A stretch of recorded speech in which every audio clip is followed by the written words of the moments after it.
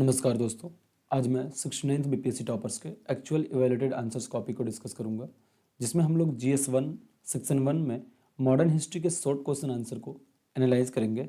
इसमें भी हम लोग दो टॉपर्स की कॉपी को कंपेयर करेंगे और देखेंगे दोनों में क्या अंतर है, क्या कॉमन है और दोनों को कितने मार्क्स अवॉर्ड की गई है। तो आइए देखते हैं पहले topper one question number A, Indian Council Act 1892, जो कि 8 मार्क्स का क्वेश्चन है। आइए देखते हैं कि इन्होंने अपना आंसर को कैसे इंट्रोड्यूस किया हुआ है। 3 लाइन में इन्होंने अपने आंसर को इंट्रोड्यूस किया हुआ है। Indian Council Act 1892 was formulated to bring reforms in the British Indian system. तो इन्होंने इस एक्ट का पर्पस बता दिया सीधा सीधा।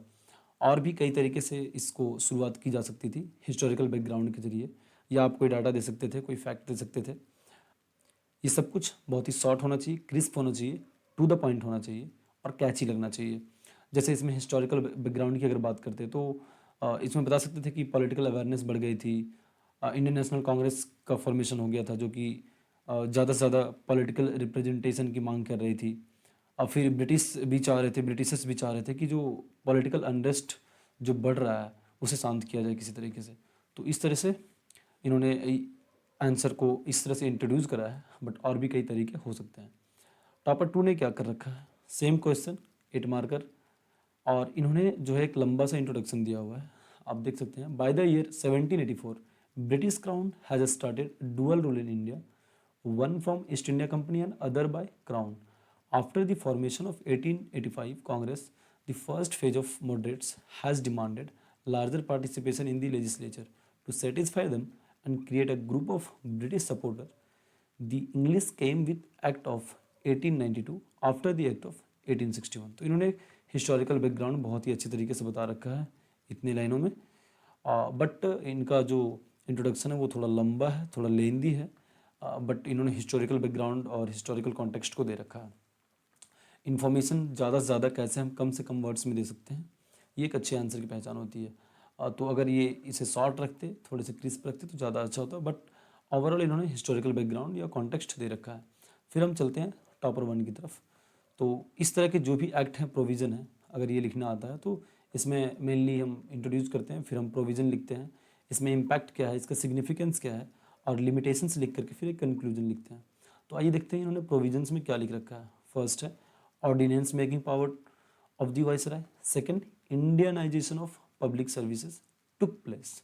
फिर थर्ड में viceroy executive council members increased. Fourth में बजट वाज इंट्रोड्यूस। तो ये पॉइंटर लिख सकते थे 1 2 3 4, ताकि एग्जामिनर के लिए एक आसानी हो इसे देखने में कि हाँ इन्होंने 4 पॉइंट्स दे रखे हैं। और भी पॉइंट्स यहाँ पे पढ़ सकते थे, जैसे इनडायरेक्ट इलेक्शन का इंट्रोडक्शन, फिर right to discuss budget and ask question for non official member, और इसमें वोटिंग राइट नहीं थे उनको बजट पे, बट इन्होंने डिस्कशन के लिए और क्वेश्चन पूछने के लिए उन्होंने राइट दे रखा था। फिर चलते हैं टॉपर 2 की तरफ। इन्होंने भी आप देख सकते हैं प्रोविज़न लिख रखा है, और प्रोविज़न को इन्होंने पॉइंटर फॉर्म में दे रखा है, पहले पैराग्राफ फिर pointer form. First, enlargement of legislature involve more Indians, first point.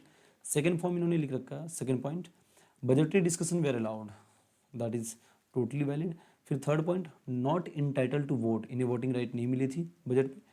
Fourth point, no not more provisions in budget to modification. And fifth, executive power remains with governor general. तो intact था उनके पास वो power. फिर अब topper first ने significance बता रखा है। तो सिग्निफिकेंस में आप देख पाएंगे कि इन्होंने फर्स्ट पॉइंट जो लिख रखा है वो responsible government was not formed, और सेकेंड पॉइंट में है British policies were largely English interest centric, viceroy's executive council still not open for Indian. तो ये तीनों पॉइंट कहीं से भी सिग्निफिकेंस तो नहीं लग रहा, बट ये लिमिटेशन ज़रूर है।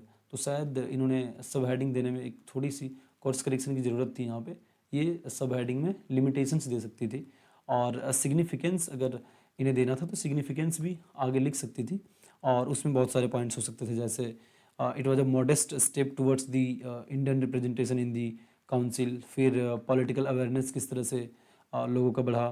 फिर ये एक फाउंडेशन का काम करा फॉर द फर्दर रिफॉर्म्स, जैसे मॉडल मिंटो रिफॉर्म्स 1909, मोन्टेग्यू चंस फॉर रिफॉर्म 1919, ये सारे ये सिग्निफिकेंस में दे सकती थी और पॉजिटिव इम्पैक्ट में। फिर it was a water said moment in the constitutional history of India, और उसके अलावे it was the foundation stone for representative government, और ये एक ट्रिगर पॉइंट था फॉर द एक्सट्रीमिस्ट, क्योंकि वे डिससेटिस्फाइड थे इस पर्टिकुलर एक्ट से। तो ये सारे सिग्निफिकेंस ये दे सकती थी। इसके अलावे देखते हैं कि टॉपर 2 ने लास्ट में इन्होंने एक छोटा सा कंक्लूजन दे रखा है, British acts in continuity till 1853, further it came to solidify imperialism. और लास्ट में इन्होंने सारे एक्ट्स को स्कीमेटिक फॉर्म में दर्शा रखा है कि कौन से एक्ट किस तरह से आए, कब आए, 1813, 1833, 53, 61, 92, 1909, 1919, 1935, इस तरह से। तो कंक्लूजन अगर चाहते ही तो और भी बेहतर दे सकते थे, ऐसे बोल करके कि okay, it was a modest but it was a major milestone in the India's constitutional history और डेवलपमेंट। और इसके अलावा ये बता सकती थी कि ठीक है, यहाँ पे एक मासेस के बीच जो पॉलिटिकल अवेयरनेस थी वो बहुत ज़्यादा थी। इस तरह से कंक्लूजन दिया जा सकता था इसमें। टॉपर फर्स्ट का देखते हैं कि इन्होंने क्या कंक्लूजन दे रखा, therefore the 1892 act is significant in the charter acts. तो इस तरह से इन्होंने 2 लाइन में कंक्लूड कर रखा है, बहुत ही क्रिस्प।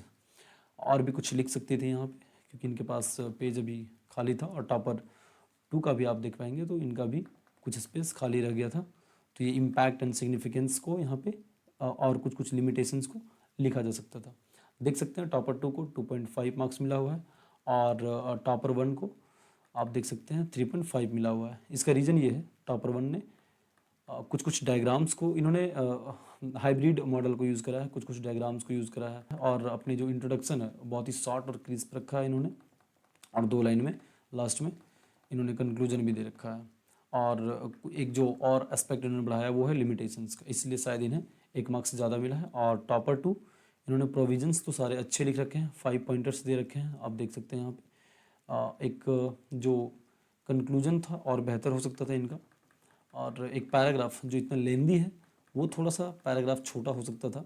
तो अगर ओवरऑल हम देखें तो टॉपर 1 का जो रिप्रेजेंटेशन है, जो पैकेजिंग है आंसर का, वो टॉपर 2 के कंपैरिजन में ज़्यादा अच्छा है, इसलिए उन्हें 1 मार्क्स ज़्यादा भी मिला है। बट दोनों ने ही लिमिटेशंस, सिग्निफिकेंस एंड जो लिमिटेशंस है वो अच्छे से नहीं लिख रखा है, एक अच्छा कंक्लूजन नहीं दे रखा है, तो शायद इन्हें और भी मार्क्स मिल सकता था। That's for today. आप इसका पीडीएफ मेरे टेलीग्राम चैनल से डाउनलोड कर सकते हैं, जिसका लिंक डिस्क्रिप्शन में है। अगर आपको एनालिसिस अच्छी लगी हो तो इसे लाइक करें, शेयर करें, साथ ही साथ इसी तरह के वैल्यूएबल इंसाइट के लिए मेरे चैनल को सब्सक्राइब करें। Thank you so much.